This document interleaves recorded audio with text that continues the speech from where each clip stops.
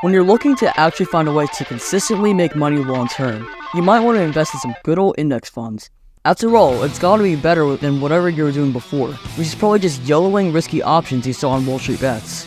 Two of the arguably most famous and coveted ETFs are VOO and VTI, both funds issued by Vanguard. Some people swear by VOO while others swear by VTI. Which one's better? Both are highly regarded and widely used by investors, having hundreds of billions of dollars poured into them.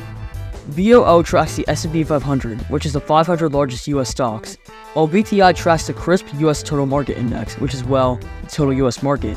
Both have a super low expense ratio of 0.03%, or 3 basis points.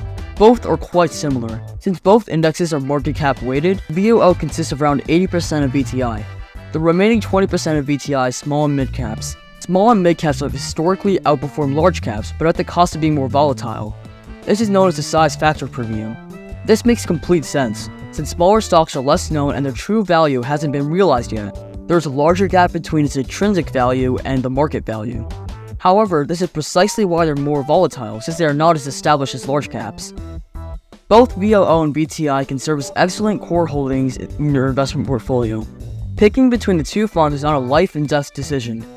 Their performance has actually been extremely similar historically, as you can see from this backtest between the total US market and US large caps. VTI is very slightly more volatile, meaning that it should hopefully slightly outperform long term, but then again, holding the S&P 500 is never a bad idea. Either way, you're fine, but I would go with VTI as it is the more diversified option, or buy both VOO and tilt slightly towards a small cap fund. However, both VOO and VTI have the same drawback, being totally concentrated in US stocks. If you choose either of these, you probably want to pair it with another international fund, or invest in neither and go a total market fund like VT or AVGE.